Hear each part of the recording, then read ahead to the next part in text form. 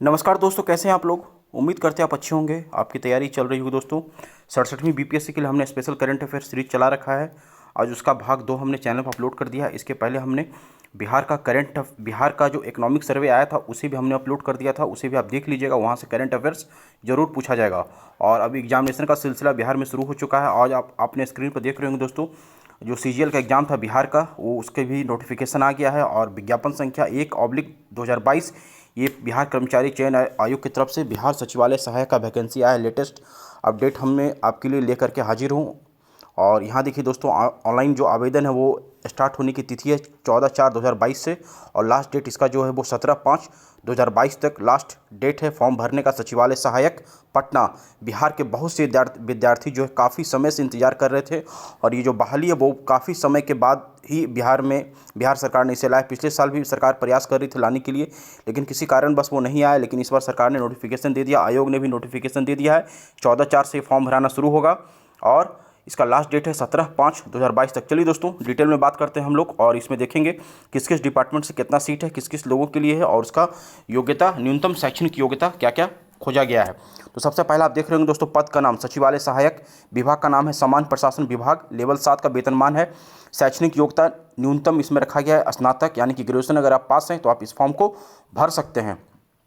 अनारक्षित वर्ग के लिए 558 सीट है। आर्थिक रूप से कमजोर वर्ग के लिए 136, पिछड़ा वर्ग के लिए 154 है, अत्यंत पिछड़ा वर्ग के लिए 264। इसी तरीके से टोटल 1360 पद है इसमें। उसके बाद हम लोग देखेंगे दोस्तों, योजना सहायक। ये भी जो योजना एवं विकास विभाग में आपका बहाली होगा, इस पद पर आप चयनित होते हैं तो। और इस जो लेवल है 7वां वेतनमान इसमें मिलेगा, ये भी स्नातक लेवल पर है।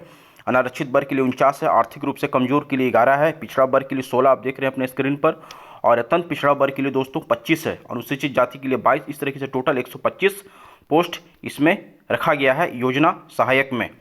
उसके नीचे दोस्तों तीसरा नंबर देखिए, मलेरिया निरीक्षक, स्वास्थ्य विभाग का है ये, हेल्थ डिपार्टमेंट में बहाली होगा इसमें।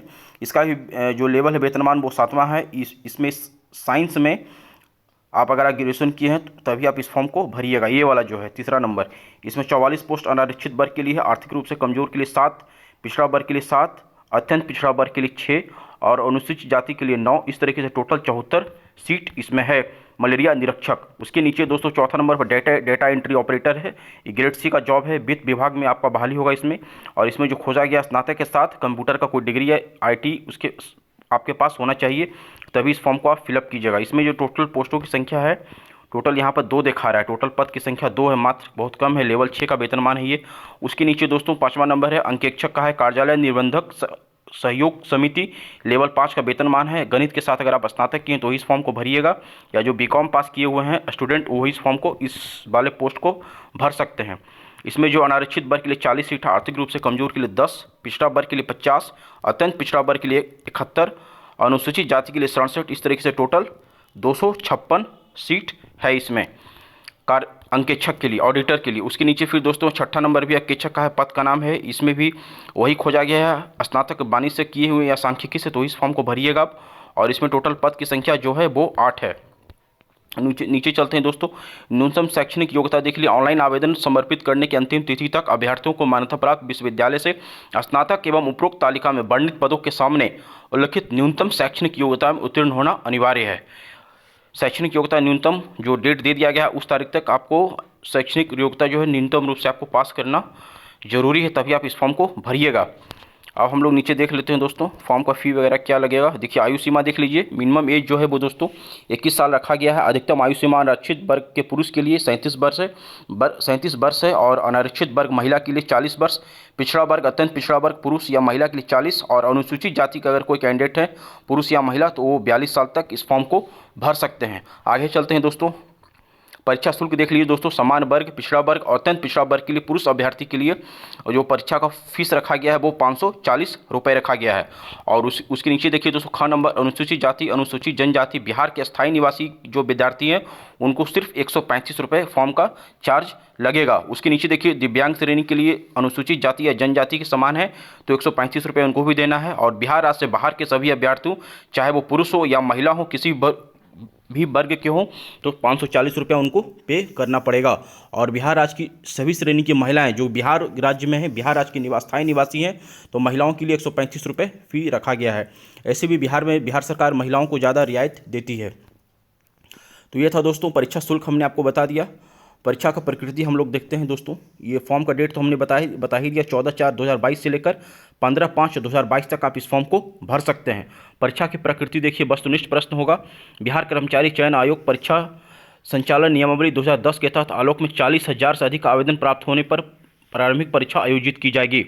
अधिक आवेदन प्राप्त होने पर प्रारंभिक परीक्षा एक से अधिक चरणों में आयोजित की जाएगी। अगर आवेदन ज़्यादा आता है तो एक से अधिक परीक्षा का आयोजन किया जाएगा ताकि कैंडिडेट को उसमें छांटा जाए। नीचे देखिए दोस्तों प्रारंभिक परीक्षा वस्तुनिष्ठ प्रकृति की होगी। प्रारंभिक परीक्षा के माध्यम से कोटिवार उपलब्ध रिक्तियों के 5 गुना, यानी जितना सीट है उसका 5 गुना के बराबर अभ्यर्थियों का चयन मुख्य परीक्षा के लिए किया जाएगा। मुख्य परीक्षा हेतु अलग से विज्ञापन प्रकाशित किया जाएगा। परीक्षा की प्रकृति देखिए दोस्तों, सामान्य अध्ययन है, जनरल स्टडीज, उसके नीचे फिर साइंस है और मैथ है आपका, फिर मानसिक क्षमता, comprehensive, logical reasoning, mental ability है। यहाँ देखिए दोस्तों प्रश्नों की कुल प्रश्नों की संख्या 150 होगी। प्रत्येक सही प्रश्न के लिए 4 अंक दिए जाएंगे और प्रत्येक गलत उत्तर के लिए 1 अंक की कटौती की जाएगी। परीक्षा की अवधि दोस्तों 2 घंटा 15 मिनट की होगी। 2 घंटा 15 मिनट आपको समय मिलेगा। एक प्रश्न के लिए अगर आप सही जवाब देंगे तो आपको 4 नंबर दिया जाएगा। अगर आप गलत देते हैं तो आपको 1 नंबर आपसे काट लिया जाएगा।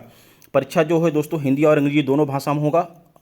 अगर हिंदी और अंग्रेजी के प्रश्न पत्र में कोई भिन्नता हो तो अंग्रेजी के प्रश्न ही मान्य होंगे। यानी कि कहने का मतलब है हिंदी और अंग्रेजी में कोई प्रश्न अगर भिन्न हो रहा है सेंटेंस वाक्य में, तो अंग्रेजी जो प्रश्न कहेगा, अंग्रेजी में जो प्रश्न कह रहा होगा वही प्रश्न मान्य होगा। नीचे देखिए दोस्तों बिहार कर्मचारी चयन आयोग परीक्षा संचालन नियमावली 2010 के कंडिका 12 के आलोक में प्रारंभिक परीक्षा पुस्तक सहित ली जाएगी। प्रारंभिक परीक्षा दोस्तों आप पुस्तक ले जा सकते हैं। अभ्यर्थी अपने साथ 3 पुस्तक अर्थात प्रत्येक खंड के लिए एक ही पुस्तक ले जा सकते हैं। समान खंड, गणित खंड और विज्ञान खंड के लिए 3 पुस्तकों ले जाने का ऑर्डर किया गया। और उसमें जो बोर्ड का है वो एनसीईआरटी का बुक ले जा सकते हैं, या फिर बिहार कर्मचारी चयन आयोग का है, या फिर आईसीएसई बोर्ड का है तो आप टेक्स्ट बुक ही मान्य होगा, ले जा सकते हैं, ले के आप एग्जाम दे सकते हैं। और सिलेबस देख लीजिए। सामान्य अध्ययन में क्या क्या है दोस्तों, समसामयिकी रहेगा। करंट अफेयर्स में आपका सामान्य अध्ययन में हम लोग देख लेते हैं पहले वर्तमान घटनाओं और दिन प्रतिदिन के घटनाओं के सूक्ष्म अवलोकन तथा उनके प्रति वैज्ञानिक दृष्टिकोण जैसे मामले की जानकारी संबंधी ऐसे प्रश्न भी शामिल होंगे। इसमें बिहार, भारत और इसके पड़ोसी देशों के संबंध में विशेष रूप से प्रश्न पूछे जा सकते हैं। दोस्तों सिलेबस आप नोट कर लीजिएगा और सिलेबस के अकॉर्डिंग ही आप अपना तैयारी कीजिएगा। अगर आप बीपीएससी की तैयारी अच्छा से कर रहे होंगे तो थोड़ा सा आपको सिर्फ मैथ पर फोकस करना पड़ेगा, मैथ और रीजनिंग पर, क्योंकि बीपीएससी में सिर्फ 10 नंबर का ही मैथ और रीजनिंग आता है और यहाँ तो आपको भरमार रहेगा, इसलिए मैथ और रीजनिंग पर विशेष फोकस कीजिएगा। बाकी तो पूरा सिलेबस वही है। नीचे देखिए दोस्तों समसामयिकी विषय है, ये लेटेस्ट करंट अफेयर्स में जो पूछा जाएगा इसमें।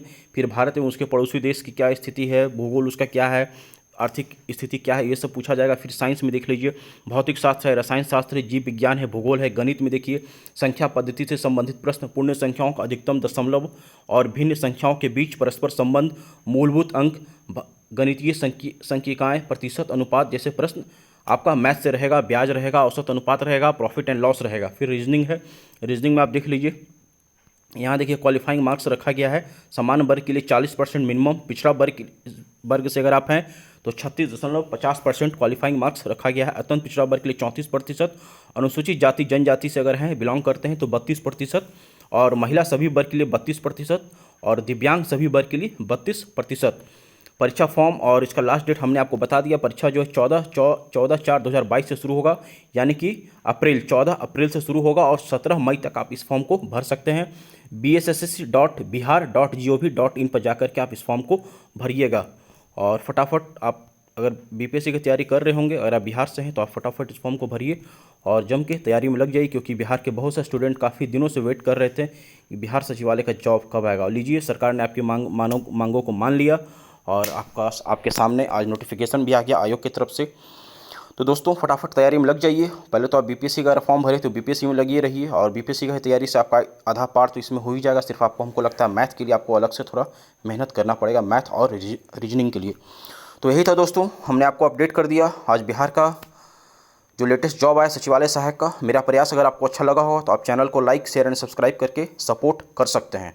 तो फिर हम आपसे नेक्स्ट वीडियो मिलेंगे, तब तक अपना ध्यान रखिए।